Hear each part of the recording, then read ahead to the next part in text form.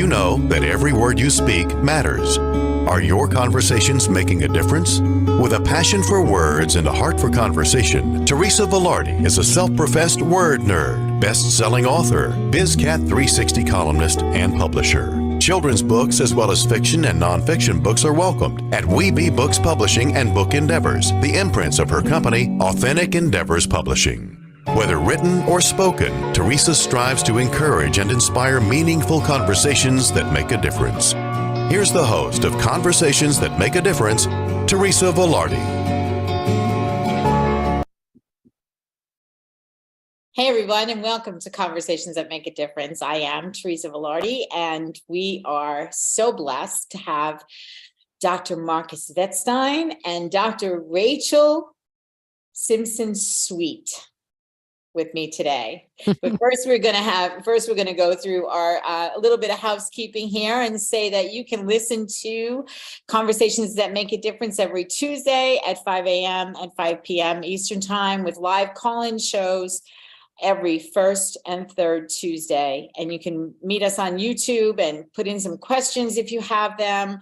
I'm sure there's going to be a tremendous amount of information in this show that you might want to even ask how this information applies to you. So join us on YouTube, and you can listen to Dream Vision 7 live on your mobile car, on your mobile phone, in your car, on YouTube, online, and you can even ask Alexa to play Dream Vision 7 live while you listen. There you go. Okay, so cool stuff. Anyway, everybody who knows me knows that I usually start my show with a prayer. So let's do that, and then I'll introduce my guests.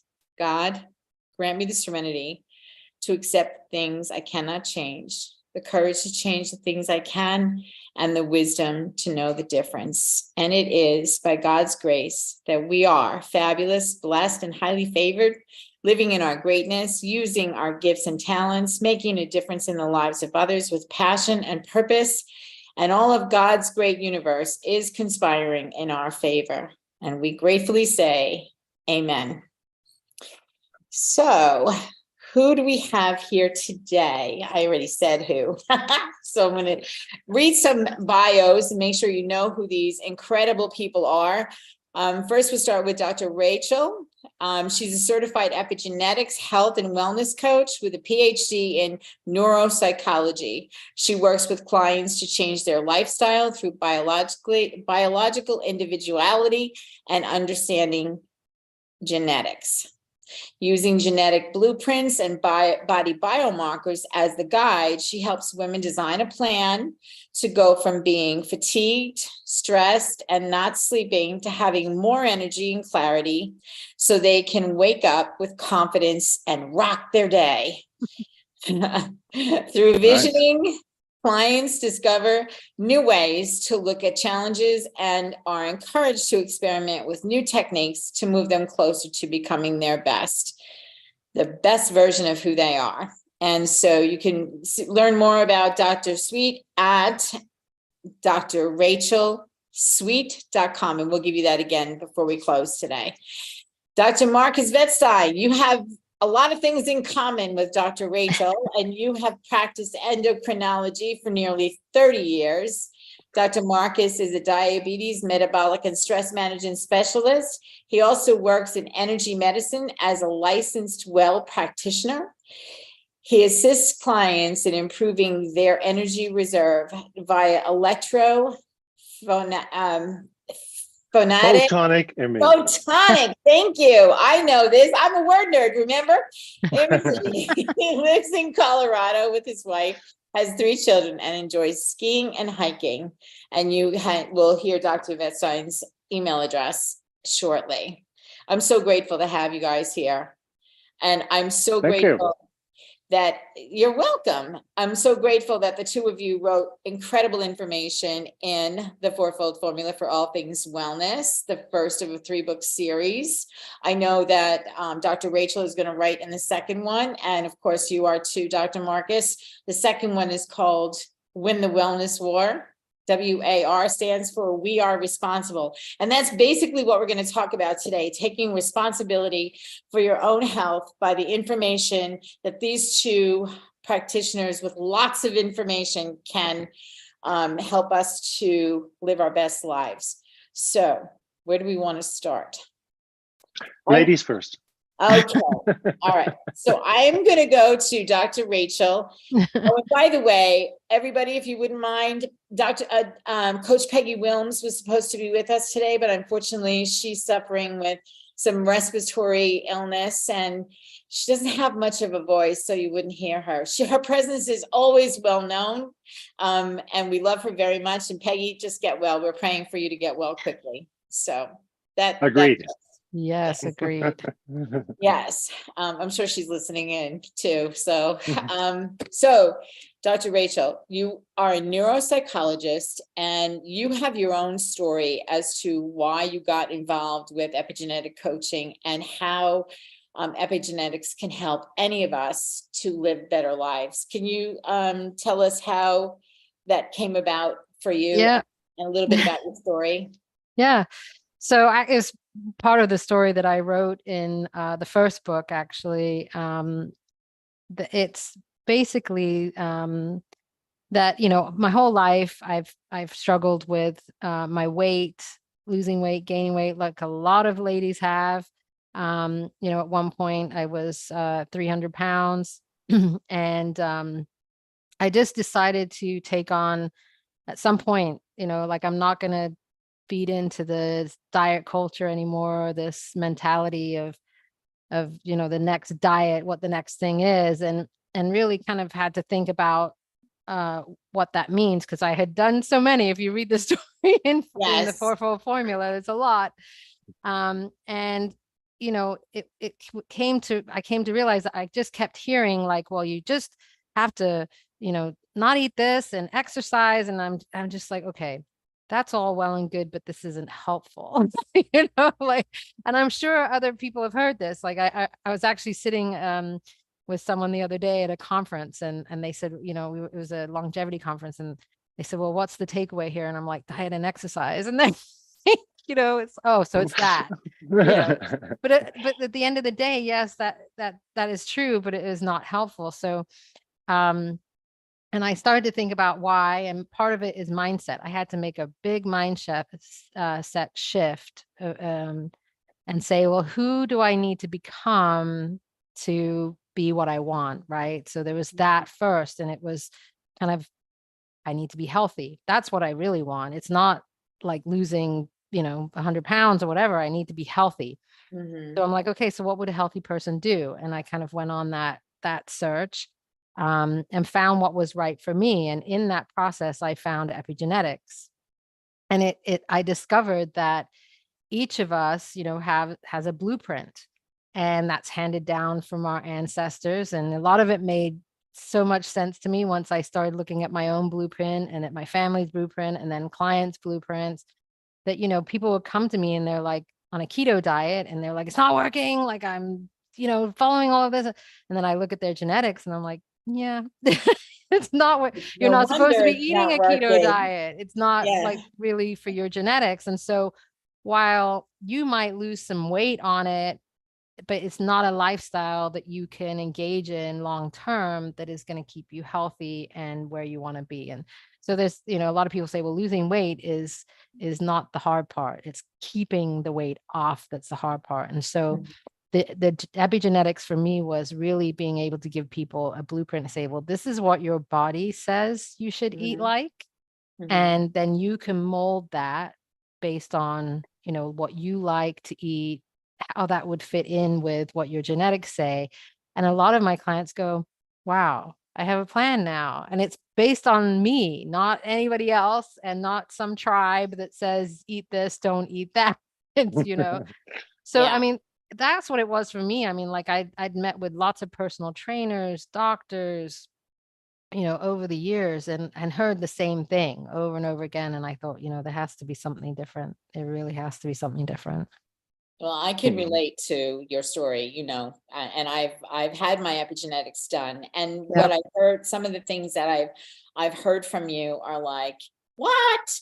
Like, are you serious? And it's so contrary to what I would think Right. Was, and I've been the one, I've gone the gamut of trying every diet out there, every program. And I've been everywhere from 110 pounds up to, I'm not even want to say how high, but the bottom line is that what you're able to do, and I'm going to go to Dr. Marcus with this as well, because you are, between the two of you, what you are able to do is pinpoint specifics for each person's body so that they can live a healthy life, excuse me, according to their own physical makeup, and yes, there is an element of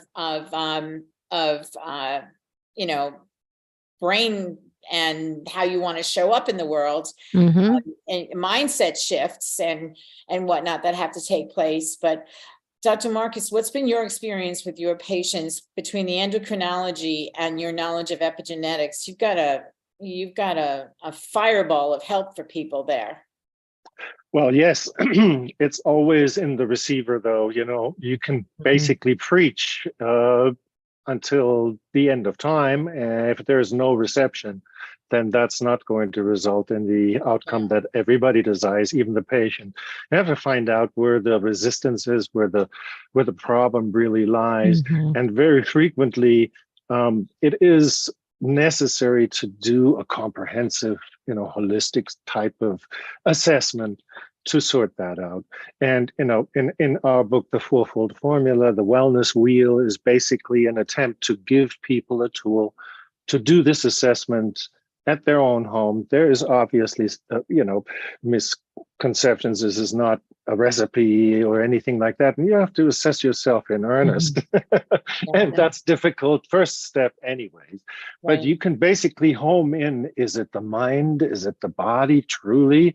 There are people out there that have diseases that make them obese, and it's horribly difficult to treat.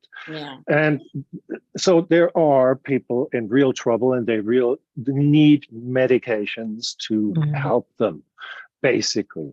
It always seems to me like there is a rift between the holistic or the traditional medicine, and I don't think, from my perspective, I have that as a knowledge base, and I carry that along for as long as I will be around.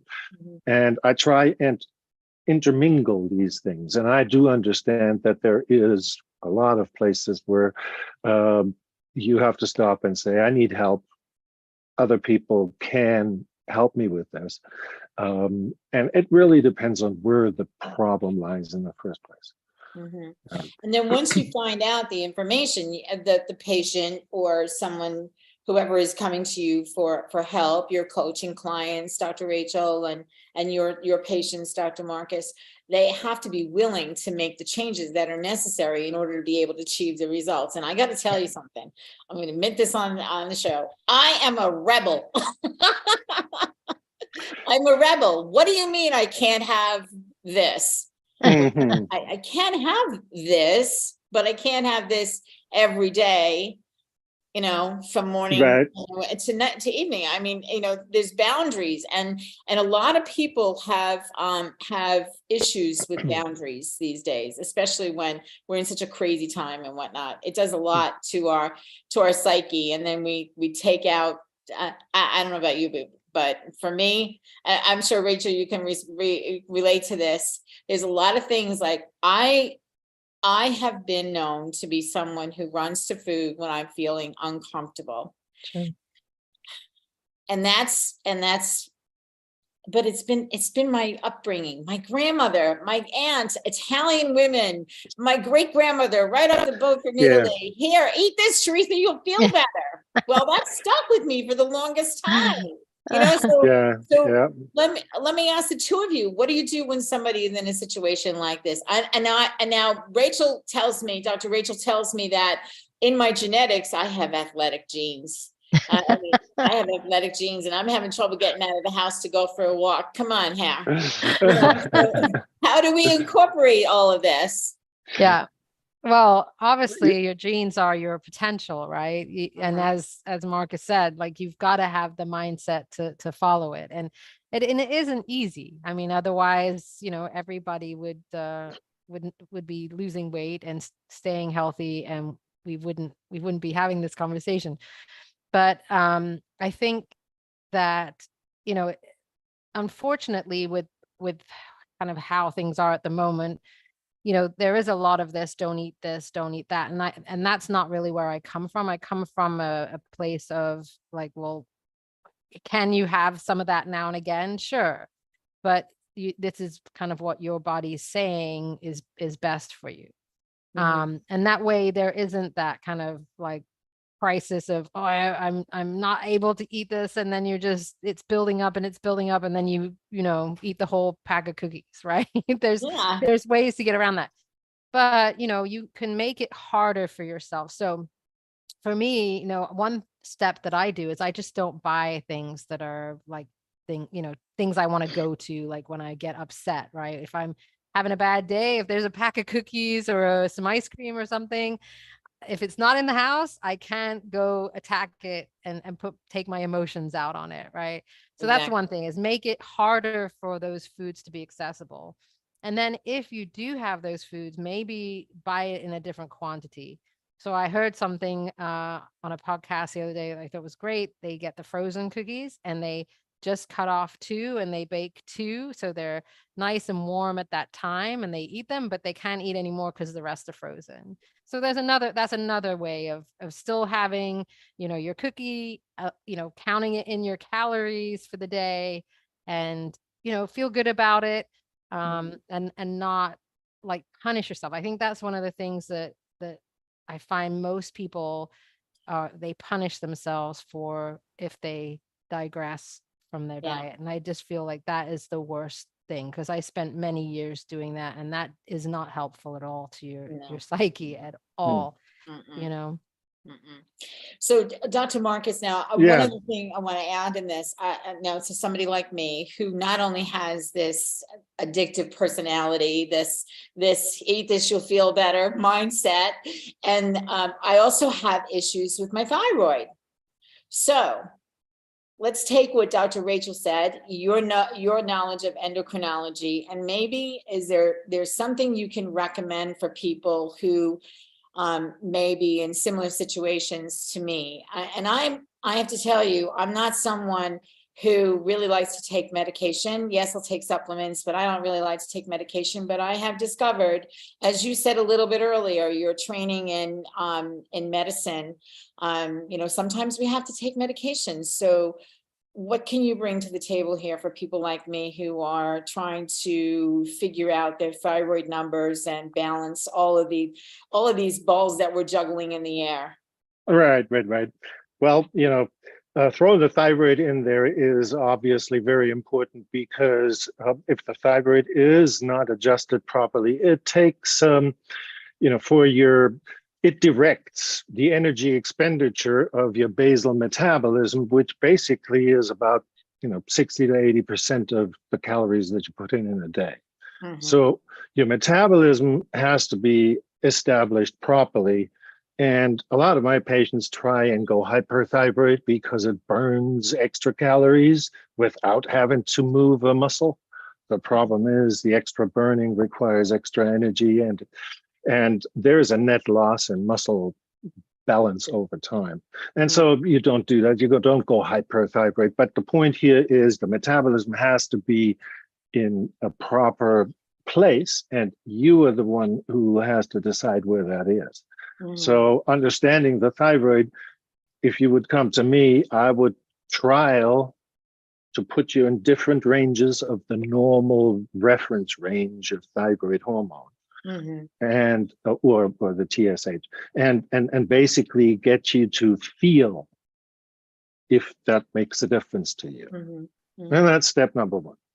Okay, Mhm. and then I dial it into where you are, and then your metabolism, which is the major beast here, is taken care of. And then you can start talking to yourself about programs like I did in my little Yes. rendition here. Your upbringing, and you go and have food for that's a very deep-seated, very entrenched program. And to be able to break that, and I outlined when you start noticing it, oh, it's starting back up, I'm headed in that direction. You have to try and find yourself areas where you can veer off. And the more you do that, the further you go to the beginning of it all. And if you can stop only that, you still probably have problems in other sectors that make you want to eat. But that would be one thing that you can try and work on to at least dampen that trigger. Right. And then you're already ahead of the game, and you actually cut out some calories, and there's probably going to be a result of that. But the point here is that the calories and the weight loss is secondary. You're working on something completely different, and you're trying to get to stop a program that is not serving you well anymore, but you carried your whole life because it was just beaten into you from the beginning, when you didn't even know how to defend yourself against that kind of bullshit. Honestly, And then we all go through that. Oh yeah, we all have them. I have them too. Yeah. And I think, what Marcus is saying is very true. These are very deep-seated. You probably find that once you get round your family, they get triggered even more, like because of that family system is now cueing that for you. Oh, you don't like my cookies? Yeah, because then they feel offended if you're not eating the food, and so it's there's a whole lot that goes into that. But if you're in your own house, obviously, I mean, if you're aware of it, and if you can recognize it when it's happening. I know that was the place that I got to. For me, it was like, oh, why is this happening right now? What's going on? If I could try and do that step back, it takes a while to do that. But once you know in yourself, like, this is something that triggers me, you can try in that, when you get that anger welling up, or the need to eat, or the anxiety, or whatever it is that's coming up, and you can say, okay, what is going on? Why do I want to eat? Am I hungry, or is this anger? What happened to me just now? I know I've been able to assess those feelings for myself, and then say, all right, can I go for a walk right now and interrupt this pattern? Can I, engage in something else, maybe like put on a song and dance or something to get like that excess energy out, just to break that programming at that moment and recognize it for what it is. But then also if I end up eating whatever food it is, again, not punishing myself for that, just always being aware. I think that does even more damage to us than absolutely. than actually taking the action of eating something that might not have been a good choice. And I want you to hold on to that thought for a minute, because we have to go to a break, and we're going to come back and continue this conversation. And one thing that I would like to find out from either of the two of you is, so for me, some of the symptoms that I had in my body telling me that there was an issue with my thyroid have become very apparent. So maybe we can give our audience some things to look for in case they might need to see an endocrinologist, or and Dr. Rachel, I know you find out stuff about the hormones in the epigenetics panels too. So and the blueprint helps with that. So we have to go to break, and we'll be right back with Dr. Marcus Wettstein and Dr. Rachel Sweet. What if dreams can diagnose your life? What if we can meet the love of our life in dreams? Join host Kat O'Keefe Canavas, the #1 internationally best-selling author of Dreams That Can Save Your Life, written with Duke University medical doctor Larry Burke.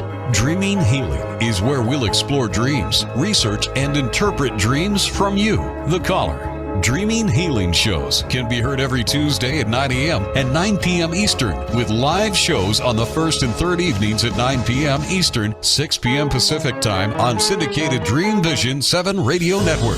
Come live your dreams out loud with Kat. Are miracles real? Can you move from mayhem to miracles? 30 prominent authors say yes as they share their high fives and down lows of challenges, abuse, addiction, and love.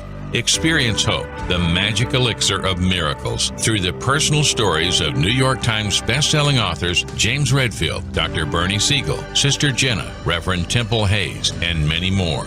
If you like bestsellers, chaos to clarity, and crappy to happy, you'll love crying and laughing through mayhem to miracles. Sacred stories of transformational hope. Available now on Amazon and in bookstores worldwide. Did you know that every word you speak matters? What you say and how you say it can make or break a relationship or shift the outcome of any situation. Are your conversations making a difference? Faith in God, gratitude, authenticity, and giving are Teresa Velarde's heart. It's in this spirit that she's focused on making a difference in the lives she's blessed to touch. Conversations That Make a Difference is now on syndicated Dream Vision 7 radio network every Tuesday at 5 a.m. and 5 p.m. Eastern Time, with live call-in shows every first and third Tuesday at 5 p.m. Eastern. Omega Institute, offering workshops, retreats, and online learning dedicated to awakening the best in the human spirit. For over 40 years, Omega has seen more than 1 million people come through its doors to grow, learn, and find a greater sense of purpose. With over 350 workshops to choose from, Omega offers something for everyone. Located in Rhinebeck, New York, just 90 miles north of New York City, Omega's natural environment and quiet pace allow for extraordinary experiences to unfold. Learn more at eomega.org or call 877-944-2002. Again, 877-944-2002. This is Dream Vision 7 Radio Network, uniting mankind with universal love. Our shows are created from the heart, bringing each listener to a place of divine enlightenment. Breathe, relax, and enjoy. Let life flow. And we're back. I wanted to mention a couple of different things before we continue our conversation. Gratitude is indeed my heart, and we have put out a daily gift of gratitude, and both Dr. Rachel and Dr. Marcus have pages in this book. It's just a page a day to read a little story, to shift your attitude from maybe anxiety and whatnot. This is something I can do in order to be able to avoid the food as well, too. Pick up something and read it, you know. There you go. Gratitude and make it gratitude. There you go. So, and I'm going to be on Kat Cannabis's show later today at 6 p.m. Pacific, 9 p.m. Eastern, and we're going to be talking about a daily gift of gratitude. And thank you both for your contribution to. Thank you. Yeah, thank you. You're welcome. You're welcome. I had a great time doing that. And there's more coming. Actually, the next two, just so people know, we're changing the page on dailygiftbookseries.com is where you can go to find out what's happening next. The next book is going to be a daily gift of kindness, and we're also going to have a daily gift of hope. So we're going to populate two books with lots of stories, put some positive stuff out into this world that, you know, everybody can have a smile on their face after they read one of the stories. So back to the thyroid. Okay. One of the things that I noticed most is thinning hair, my hair falling out. And sometimes I'll get a handful of hair after washing it in the shower. I'll brush my hair and find a lot of it in the sink. And I know that loss of hair, low energy, what are some other symptoms, people, between the two of you, what other symptoms can people look for to as an awareness to get their thyroid checked? Well, I always separate it into, I try and explain the metabolism first, okay? What is that? And then trying to explain to the patient that if you crank up the metabolism, you're going to get a whole lot of symptoms that are indicating hyperness. You get shakes, you get sweats, you get palpitations, and all this happens on a sort of a sliding scale. There's obviously a gray zone. Some people get palpitations first, and some people, can't sleep at night. So there are different in that department. And then the hypothyroidism, everything slows down. Cold, constipation, fatigue, weight gain, increased sleep requirement. You can tell there's a lot of people that would like probably to be checked for their thyroid. And I don't think it's a bad idea, to be honest with you. Hypothyroidism is quite undetected out there. And Dr. Rachel, one of the reasons why I think this conversation is so timely is not only because as a society, we need this information, number one, and number two, I think that, it's the beginning of the new year and every single diet program you can name is on television. Every single one of them on television, on the radio, on whatever else. And people are being sucked in to try the next thing that they think is going to help them. So given the fact that we have some of this information that could help send them in a different direction, what would you recommend, Dr. Rachel? And how does the information that Dr. Marcus just gave us play into what you find in the epigenetics panel? Yeah, so obviously when I look at the epigenetics, it can give an indication of what genes might not be performing the way that you would want them to be performing, that would lead to problems with the thyroid, and so we obviously would look at that and then check with blood work to make sure that that is the case, if the genes are expressing in that way. And as Marcus said, the first line of defense obviously is, to speak with the doctor, make sure the medication and the thyroid medication is adequate. I know like you had a terrible experience with some of your medications. So it's really important that they talk to their doctor about how they're supposed to take it, when they're supposed to take it, how it's supposed to make them feel so that they can work with their doctor and make sure that that's adjusted. So that it is getting their metabolism functioning properly. Right. And then obviously, as far as a diet plan or eating plan, I don't like to call them diets. I don't like the word diet. DIE are the first three letters. I would say as far away from that as I can. Eating plan, obviously we want to incorporate a lot of fresh fruits, vegetables, fiber is important.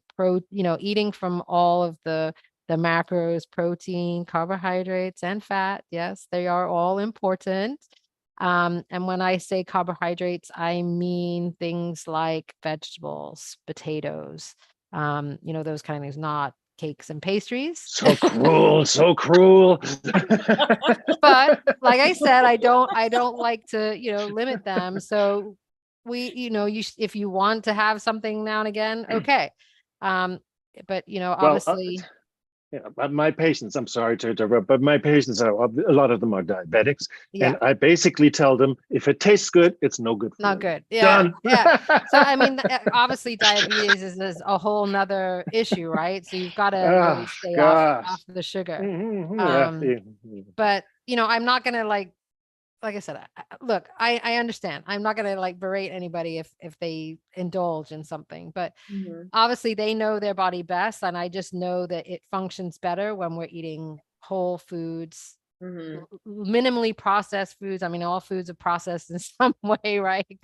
They're all coming from in the grocery store. They're all processed in some way.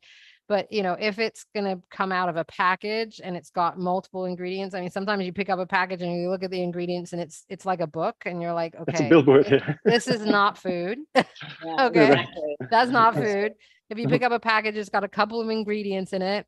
That's more probably, minimally processed. And then I would just encourage people to,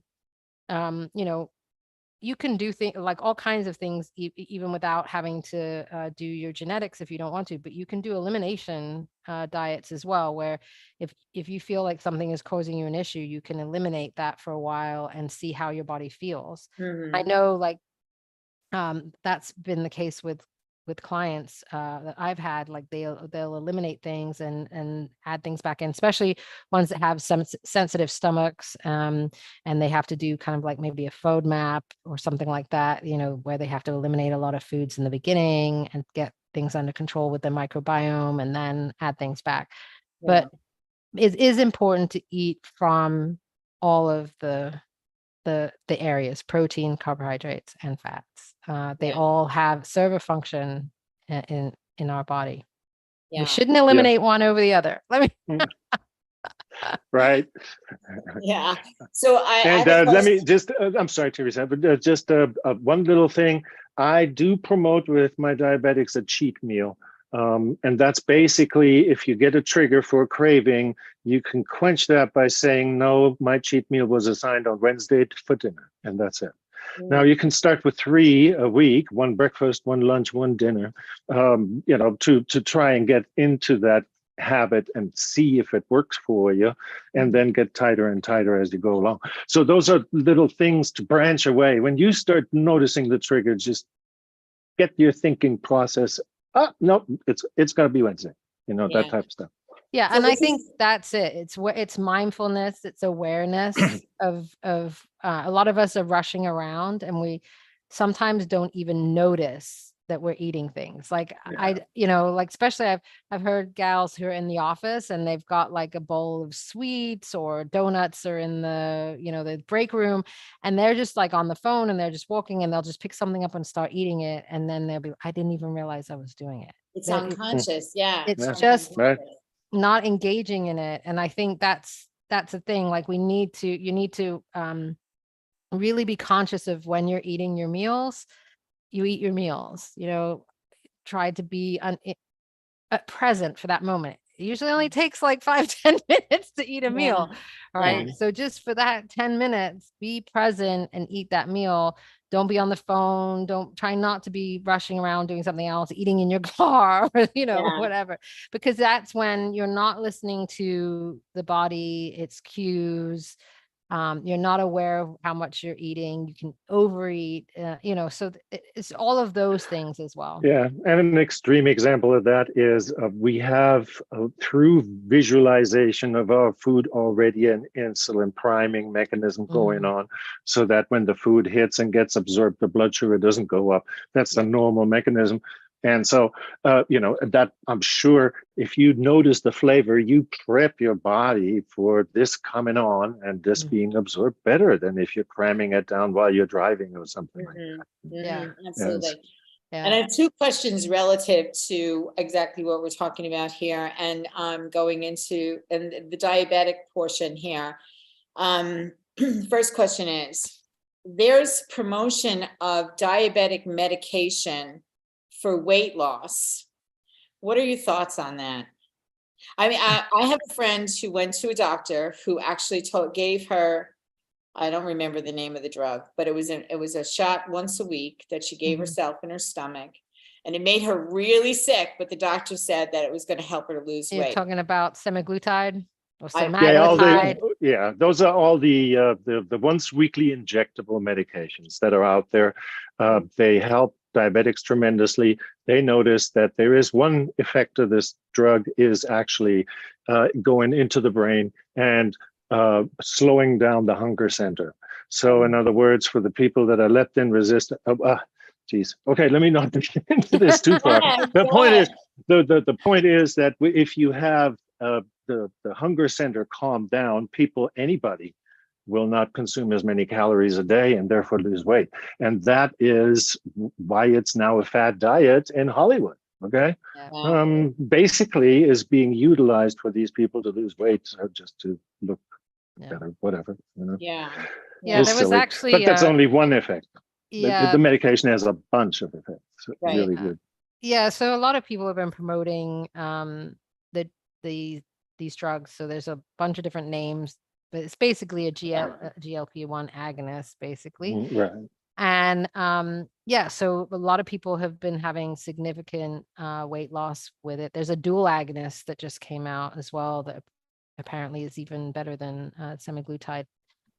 But I just saw a research study that says that most of the people who lose the weight loss lose weight with those have to stay on the drug, because just like everything else, it comes back afterwards. Yeah. And really, why? Because they haven't changed their mindset. So yes, the chemical is, is affecting the hormone signals in the brain.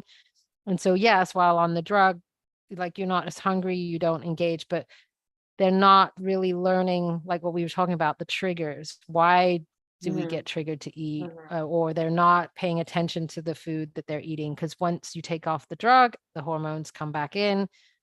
It's the same story. And that's just weight loss in general, right? Like anytime you take anything that's going to be a fad like that, a pill or an injection or anything, you've also got to change the mindset. Otherwise it's not. And that's one of the big things that the fourfold formula and the wellness wheel helps people to understand. It's not just about going to the gym. It's not just about what you put in your mouth. It's about the mindset and all of the other factors that make up how we operate in general, how we operate. And, I mentioned the thyroid because the thyroid seems to be my big thing right now that I have to get cleared up, as well as the other things that I need to implement from my epigenetics that study that I had done. But at the same time, your hormonal system can either help you keep you running like a clock, or it could keep you chasing your tail to find out what's going on. So and it's not just the thyroid, it's a lot of different hormones, but it's so complex, right? I mean, Marcus will tell you, we're so complex, and one system feeds into the other, and one can be affected upstream, and downstream it will be doing something different, and it affects us differently. And we got to remember here that we are learning about all these things. 90% of what's out here right now was not in existence when I started practicing. These were invented drugs. Okay. So don't take a drug if you don't know what it's all about, or it's prescribed by somebody who knows and monitors, because all drugs have side effects, period. Okay. There is none without. Okay. It's just the way it is. Absolutely. And so the point is, don't do this stuff as a fad, okay? Don't get your hands on phentermine or something like that out there to lose the 20 pounds for your wedding or some. These drugs, they're drugs, okay? You can't play with that stuff. Exactly. Hold that thought. We're coming back to that. We have to go into our second break. This hour is flying by, and we're talking with Dr. Marcus Wettstein and Dr. Rachel Sweet, and we're basically having a conversation about wellness and health, and how you can start your year off right with some of the information that they're bringing forth. Come on back. We'll be back in just a couple of minutes. When you think about being healthy and happy, do you consider the 24 areas of your life? Probably not. With the All Things Wellness Wheel, you become self-empowered, allowing you to make healthier decisions about relationships, nutrition, sleep, exercise, stress, and even your value system. The All Things Wellness book series, written by Peggy Wilms and Dr. Marcus Wettstein, teaches about the ATW wheel and brings dozens of true and personal stories from real people. The first of these multi-author books, The Fourfold Formula, features the foreword written by the Celestine Prophecy author, James Redfield, and is now available on Amazon. Reserve your spot now to become a published author in Book 2, Win the Wellness War, We Are Responsible. Visit allthingswellness.com/author for more information.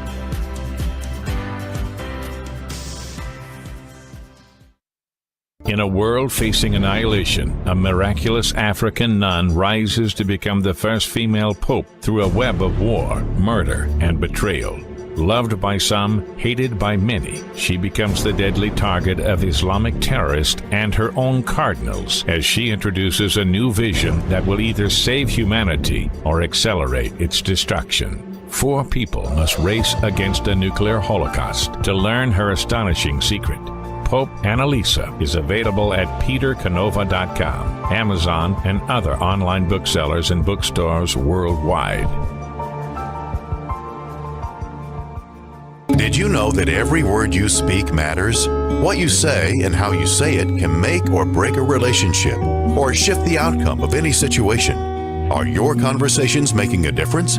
Faith in God, gratitude, authenticity, and giving are Teresa Velarde's heart. It's in this spirit that she's focused on making a difference in the lives she's blessed to touch. Conversations That Make a Difference is now on syndicated Dream Vision 7 radio network every Tuesday at 5 a.m. and 5 p.m. Eastern Time, with live call-in shows every first and third Tuesday at 5 p.m. Eastern.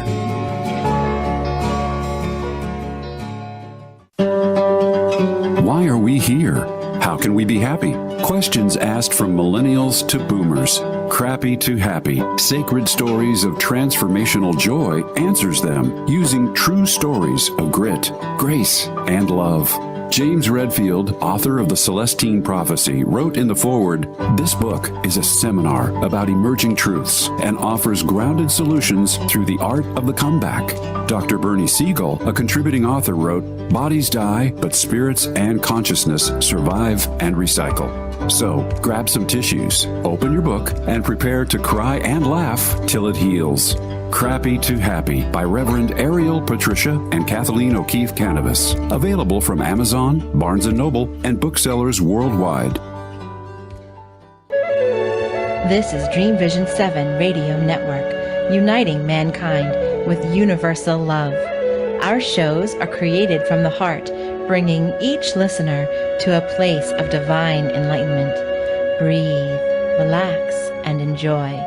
Let life flow.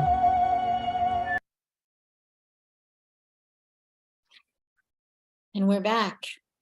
I am just in awe of how fast this time is going. But I want to say that from the Fourfold Formula, which, by the way, my publishing company, Authentic Endeavors Publishing, under the imprint of Wellness Endeavors, is responsible for putting this out there. So, and so the other two books that are coming behind this, the first one, Win the Wellness War, WAR, We Are Responsible. If you would like to know more about how you can be part of one of these multi-author books, you can go to allthingswellness.com/author, and the information is there. And yes, you did hear the commercial for this book as we came out of that last break. So it's the 24 spokes of the wellness wheel are so relevant to what we're talking about. That's why I want to make sure that everybody has the opportunity. Just go to Amazon and buy your copy. It's a lot of information. And Dr. Rachel, you got inspired by being part of that, so that you are now putting out your own book with several authors. You want to talk about that for a minute? Yeah. So I actually got the mock-up cover here. I don't know if you can see it like with my screen on. There we go. Step right. Almost. Here. There it is, right there. Put it Yeah. in front of my face. Expressive origins. Expressive origins. Yeah. Basically, it's kind of I've taken the same kind of theme as the Fourfold Formula and the idea of a story, because stories are just so powerful at getting across an idea. And so it kind of, the book morphed over time and became a little bit more of my story and kind of what I've learned along the way. But I do have other authors in there, as you said, and they tell their story about why they came to epigenetics, also how that's affected them and their clients, or kind of their philosophy on epigenetics and what they specifically look at. So each of them are different practitioners, nutritionists, nurses, dietitians that have that. They look at epigenetics within their practice. Right. Awesome. And that book is coming out. Hopefully we're going to get that out in early February. So we're looking forward to that happening. So I have another question relative to insulin. There's a lot of conversation about insulin resistance and so forth. And is it possible, this is the question, to get off insulin? And is it true that insulin injections cause weight gain? And then the big question, how do you get out of that cycle? How do you fight that cycle of ups and downs of the hormone? Yeah, so the weight gain with insulin initiation is frequently multifactorial for sure, but if you had poor blood sugar control, one of our safety valves is the kidney. Put it bluntly, you pee out sugar. If you hold that in, because now you're losing insulin, you're holding in calories, and they go somewhere, and we're good at stashing them. So that's how the weight gain happens for a lot of people. There are multiple other factors too, but that's I think the most reasonable explanation for most patients. The insulin resistance situation and the fact that you have to use the insulin to get the blood sugar under control is so important. Even with some weight gain, you can address that later. The blood sugar, the sugar inside the bloodstream, does all the damage everywhere, in the eyes, the heart, the kidney, the feet. It's all about the blood vessels and the damage in there that causes the end resulting, problems that diabetics have to suffer with for the rest of their lives. So first order of business, get the thing that can get you into serious trouble very quickly under control, then deal with the rest. There are these weight loss drugs that we've been discussing, the once weekly shots, the GLP-1 agonists. There's quite a variety out there that help your insulin, or the insulin that you're injecting, working better. They help you lose weight. With the weight loss comes less insulin resistance, so people can come off insulin. Absolutely. I do that a lot, because that would mean that you become more and more independent of the crutches that you're using to justify your persistent lifestyle that's not working because it ruined your body, or it's in the process of doing that. So, it's sometimes you have to have a heart-to-heart with people to make them understand those type of things. But the weight gain with insulin initiation, yes, can be, we'll take care of that. That's what we're here for. That's what I do. Yeah. Absolutely. So. And I think the biggest thing that people need to know is, all these sugars and the carbs, they all look really good, but they wreak havoc on your body. And, I have someone very close to me who just found out that a relative is now in hospice because her body has just like given out, and she's gotten cancer. First of all, would you tell everybody what feeds cancer? Sugar feeds cancer, right? So, sure. I mean, that's the thing. So in order to be able to have anything work for you, and if we're talking about something as detrimental to your body as cancer, I mean, that would be enough for anyone of a sound mind to say,